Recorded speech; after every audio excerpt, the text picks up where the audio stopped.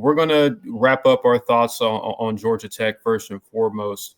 Um, you know, I've gone back I haven't gone back and watched the full game. I've gone back and watched key drives. I couldn't stomach watching some of that, a lot of that game, especially the first half. Yeah. But it didn't get much better on the rewatch. You know, the first half was full of mistakes, full of missed reads, questionable, personnel usage and personnel decisions. I mean, it was the turnovers were backbreaking, and of course, in a game that ended up, you lose by a field goal. I mean, anytime you give up two possessions, when you have an opportunity, especially against a team that likes to limit possessions for the other team, I mean that's how you lose football games. And there was just disappointing performances all throughout. And it just there's not too much that I came away from that game feeling great about. Um, I do think that one thing that they did do well, better than I expected was run the football. Um, but it seemed like they didn't commit to it enough, and it took them too long to figure it out. And when they ran it and when they decided not to run it was really frustrating. And obviously, a couple of those decisions might have been the difference between a turnover and even just a field goal in the red zone. Yeah. But TPC, what did you see? I mean, if you have you gone back and rewatched the game? Because I did not go back and rewatch the entire game, but I did suffer through and go back and watch the entire first half of that football game, yeah, and it was rough, man. It was rough. This team um, has just completely regressed. Like, this offense looks nothing like I thought it would at this point in time in the season. And I know we're missing Antonio Williams, but that one guy can't be that important to an offense. Not when you come in the season touting, oh, we got three waves of terror, and oh, we can roll in, 6, 7 guys at wide receiver, and we feel comfortable that each and every one of them can win. Clearly not. Clearly that's not the case. And don't get me started on Cade Klubnik. He's nowhere near a Heisman contender. He looks like he's regressed back to the 2023 version of himself, and maybe even worse than that.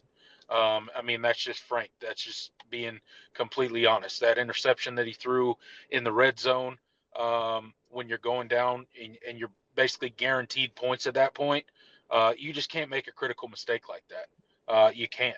And I know the defense came up with a big turnover after that, and we did turn it into 7 points eventually. But at the end of the day, that kind of stuff's unacceptable. The fumble, I mean, I get it. It was a great hit.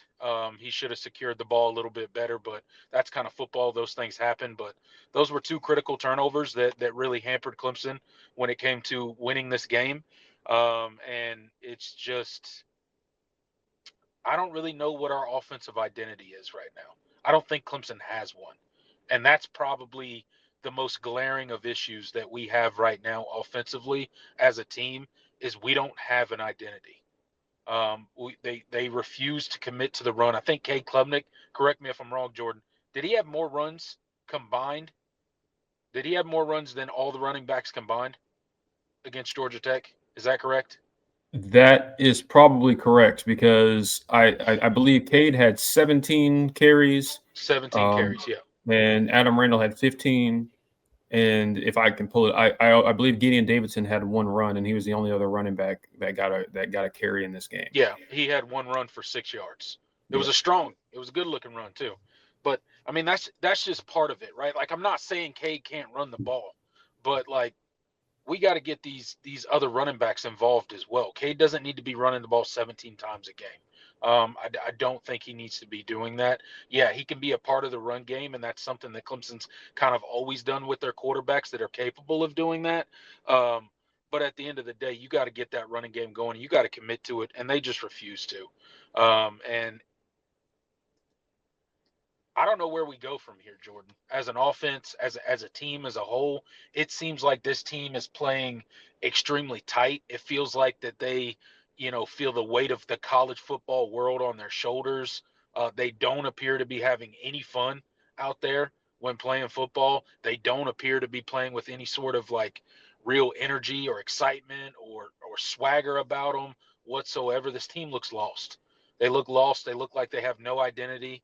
And I mean, we're going to find out if they can respond right now, because starting the season off 1-2 is not something that we ever thought was going to be a reality for this team coming into the season. But yet here we are. And that is our reality. And will this team be able to respond? Because if not, I mean, this can get off the rails really quick and turn into not just a disappointing season when you measure it against the preseason hype that you came in with, but a catastrophic season is what it could turn into. Yeah, catastrophic is the word. I mean, listen, this program, this town, this university is not used to 7-5, at least not in the last 15 years or so. It's been a hot minute since the standard has dipped that low. I mean, and for good reason. And Dabo Swinney deserves a ton of credit for that. And we're going to talk about what he said in the media today. But the reality is this is not even close to what you can say. Yeah, the fans and the media hyped this team up, but they internally believed that they were going to be much better than this. Like they set expectations for themselves. They spoke to the media and set high expectations. So Right. you can't say that. I saw some people, like, it wasn't a large portion of fans, but I saw some on social media being like, well, it's not the players' fault that this team had all these expectations and all this hype. And I'm like, well, they also believed in the hype, and they also had high expectations for themselves. This coaching staff thought that this team was going to be a lot better than it was. So, I mean, miss me with this is just the fans and media, being disappointed and piling on. Like, sure, there could be some of that, but the reality is this team is not meeting their own expectations internally, and they know that. And so I don't BS me with this is a fan problem. This is not a fan problem. This is No. this is all on Dabo Swinney, the shoulders of Dabo Swinney and this coaching staff. And you got to get these guys to play better. I don't know what it's going to take. I don't know if it's salvageable. I mean, listen, this is a different era of Clemson football. These players are getting paid. You have to question, with some of the performances from some of your better players, you wonder how much they're putting into this. And I hate doing that. And that's not something that we're used to saying about a Dabo Swinney coach Clemson football team. But I'm Right. seriously questioning that whether this team cares. Yeah. At least cares enough to turn this thing around. And that's, like I said, I've never said that about a Dabo Swinney football team. Even when they were 4-4 in 2023, I didn't look at that team and say, man, they just don't care. They're not trying. Right. I have to wonder if this team, has that level of fire, because even the 2023 team turned it around, one out, wasn't pretty at times, but they found a way to get those wins. And so, and there's quite a few players that were on that team that are on this team. So I don't understand, when I turn on the tape and when I watch this team, why I see what I see and why and how it's this entire like, how does an entire team regress from one year to the next? It's not even just like one position group that just isn't playing up to standard. It is like across the board. Quarterback not as good as it was. Running back, honestly, I mean, I've talked about Adam Randall ad nauseum. He is playing his ass off. So I won't. I'm not going to say anything about running backs. I think they're just not being put in the best positions to succeed, but I think they care. And I think Adam Randall especially cares. Receiver, not playing as well as they did last year. Now, some of that is just Cade is not seeing them. So I get that. Tight end, not getting as much production as last year. I don't think that's their fault either. But offensive line, massive step back. Defensive line, not living up to the hype. Linebackers, not living up to the hype. Corners, not living up to the hype. Like, even your kicker, your stud, freshman kicker from last year that won you the ACC championship, he's taken a step back. He's missed 2 field goals this year, and 2 relatively easy field goals for his range. Like, And so you just wonder, like, the only position group that you feel like actually got better from last year is punter. which is wild. Like that, Legitimately, it's just punter. the one position group that we had literally zero confidence in heading into this season is the one position group that has improved drastically for this team. And I think you mentioned something interesting there, Jordan, and it's conversations that us as Clemson fans are not used to having, but we're going to start having. Like, how many of these dudes really care? Like, that's a legitimate question at this point, because there is, and Cade Klubnik's the popular one to talk about, but there's a lot more of those stars on Clemson's roster right now that are underperforming in a huge way. And at what point could they possibly start phoning it in?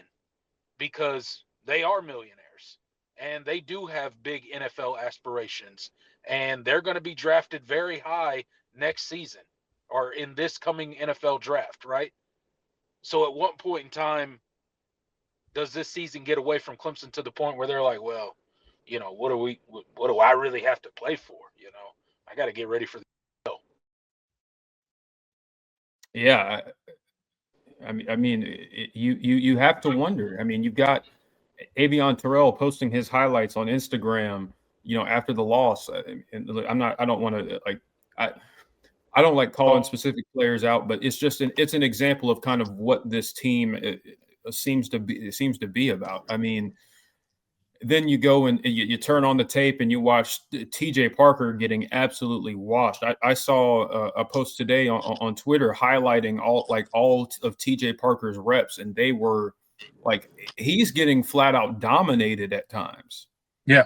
Like, just a non-factor. And so, and listen, part of that is how Georgia Tech played him. I mean, he did, like, there were double teams, sure, and they did a good job. And Georgia Tech has good offensive linemen. A couple of those guys on that line were guys Clemson wanted. Jamison Riggs was a Clemson target coming out of high school. Keelan Rutledge was a portal target for Clemson. Georgia Tech is good. They have good players. But my point is like, when you have a team and you have a defense that's as highly touted as they are, I mean the team in general, but I'm specifically talking about the defense. Like, you're not getting performances that you thought you should get from T.J. Parker, Peter Woods. I thought Demonte Capehart had a good game, so that's great. Will Helt had a pretty good game, although I think he got out of his rush lanes a couple of times in some key moments. But Wade Woodaz didn't have his best game. Ricardo Jones was getting, again, I mean, this has been a kind of a consistent theme. Ricardo Jones getting picked on and in pass coverage. I mean, you're Ashton Hampton. What are you doing, man? Looking in the back, you're on Eric Rivers, one of the best receivers in the ACC. You're in man coverage. Why are you looking in the backfield to try to play the run? That is not your responsibility. I know not your job. Do that. I don't. You give up a big play on third down when you could have gotten off the field. Like, these are the things that you're just that are just so frustrating about, and it makes you scratch your head. Like, how does an entire team regress this way? There's something deeper, man. I don't. There's something going on. There's a locker room issue. I don't really think that's the problem, but there's something not adding up with the quality of players you have individually and the collective effort, the collective production that you're getting from this group on both sides of the ball, but especially offense, of course. Like, it does not make sense. It doesn't compute at all to me. No, it really doesn't. And it's kind of to the point now where, as Clemson fans, you gotta kind of look down your schedule and you gotta be like, how many losses do we got coming this season? And that's realistic. Just being completely, transparent. You've already lost to Georgia Tech. Who else is on your schedule that can beat you? South Carolina can beat you. Louisville could beat you. Yep. Florida State could absolutely beat you. They look way better than you right now, right? That's just to name a few people that are left on Clemson's schedule that are very losable games. I mean, you could be looking at a team that could have as many as 6 losses this season. And I'm not trying to be like hyperbolic or dramatic or anything like that, but it could happen. Like the wheels could fall off for this team. Like they have to, you know, I know Dabo mentioned they got to do some soul searching. They got to do more than that. I don't know what this team has to do to get ready to play and to perform and execute at a higher level. But if they don't, I mean, they're going to get, I mean, they got several more losses on the way this year. And it's going to get bad quick. And if Dabo thinks the fans are loud now, go out and lose a couple more games and find out how loud the fan base gets. Absolutely, man. It just they are staring down the like this. I mean, this week is do or die. I mean, I 1-3 is almost unimaginable. Even the 2023 team didn't start out 1-3, man. Like that, Right. Like I can't even imagine what that would look like. What does the psyche of that team look like? I mean, we're going to talk about Syracuse and what matchups and what challenges they might present this weekend. Great that you have them at home, but you also had Troy at home, so you didn't play well there either. So you know, you have no idea where this team is mentally. Like, you know, they're not playing well on the field, but like, is that deterring them, and is that going to is it going to be a snowball thing, or is it going to be where like this team gets off the mat this week and has a big performance? I mean, at this point they just need to win the football game. So I don't even like not even talking about like Clemson coming out there and blowing Syracuse out. Like No. You got to win the football game, because that's where we are. There needs to be a level of desperation. Like at this point, I don't care if they win 45-10. I don't. That's not within the cards, at least from what I've seen. I'm not even thinking about that. This team needs to be week to week. We just need to figure out how to win this game. Yeah, you got to win. And Jordan, unfortunately, we're playing a team in Syracuse who we just traditionally struggle with, regardless of how good we are or how good we're playing coming into the game. Syracuse is always a game that we struggle immensely with, whether it's home, whether it's in their stadium. Like, it doesn't really matter. For whatever reason, we struggle with Syracuse. And I know Dino Babers is gone and they got a new coach, but guess what? He knows exactly what he's doing. It was courtesy of him last year that Clemson even made the ACC championship and got into the playoffs ultimately. So I don't feel great. I don't feel great where Clemson is right now. I don't feel great that Syracuse is up next, because we just struggle with them. Like, we just do. Like, it doesn't matter. Like, even in the national championship years, we would struggle with Syracuse and barely escape with a win. And I don't know that this team is made up of the psyche right now. At least they haven't proven it on the field yet, that they can go win those close games, that they can go win those dog fights in the fourth quarter. They haven't proven to be able to do that yet. So we're in a tough spot. And like you said, it's a must win. We said last week was a must win, but I mean, essentially every game from here on out is a must win. If you want to try to even remotely resurrect what this season could be. Absolutely. And, we're going to have to, I mean, we're going to see it, this weekend. It's really going to tell the story. I mean, if last weekend was a referendum, I mean, this is your final shot. I mean, I hate to be hyperbolic, but this team goes 1-3. I'm not predicting a turnaround. I can't. No. It just doesn't seem likely. So I mean, every game is must win, but now it's official desperation. You got to figure something out. Something's got to give. Something's got to change. Do something different, because you need to figure out how to win this football game. And Syracuse is going to be fired up to play this game. Fran Brown has done a phenomenal job. I think this team that's coming in, I don't think they're as good as Georgia Tech. So I will say that. And that's kind of just based off of what seen, not necessarily because from the not necessarily because of like their offense. I think their offense is actually pretty good, but defensively they have not shown me a ton that scares me. But then again, neither did Troy. Yeah, yeah. So, Neither did Troy, and we found ourselves losing 16-0 in that game. Yeah. And having to claw our way back into a game that should have never been a game to begin with. So I don't know where this Clemson team is. And the thing that scares me the most is they have no identity. So that's not good. And you mentioned, and we don't know, but what does that locker room look right now? Like, what do they look like right now? How is that communication in that locker room? Because that'll tell you, if we had that information, that would tell us the likelihood of turning the season around at some point, or the wheels coming completely off, and you lose, 4 or 5 more games.